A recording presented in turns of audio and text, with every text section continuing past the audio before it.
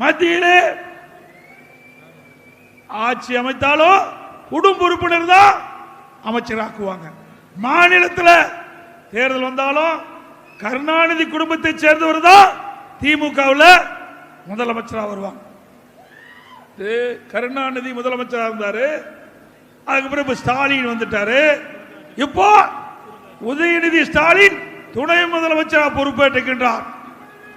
திரு ஸ்டாலினுக்கு பிறகு உதயநிதி ஸ்டாலின் வருவாராம்.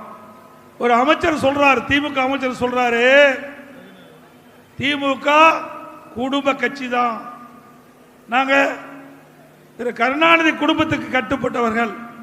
திரு ஸ்டாலின் முதலமைச்சராக ஏற்றுக்கொள்வோம், உதயநிதி முதலமைச்சராக ஏற்றுக்கொள்வோம், இன்பநிதி முதலமைச்சரானாலும் ஏற்றுக்கொள்ளுங்கிறான். அடிமை சாசனம் எழுதி கொடுத்துட்டாங்க. அங்கே சுதந்திரம் இல்ல. கருணாநிதி குடும்பத்தை புகழ்ந்தால்தான் பதவியில நீடிக்க முடியும். அப்படிப்பட்ட நிலைமை திமுக இருக்கின்றது. அப்படிப்பட்ட கட்சி ஆட்சிக்கு வர வேணுமா? வர வேணுங்களா?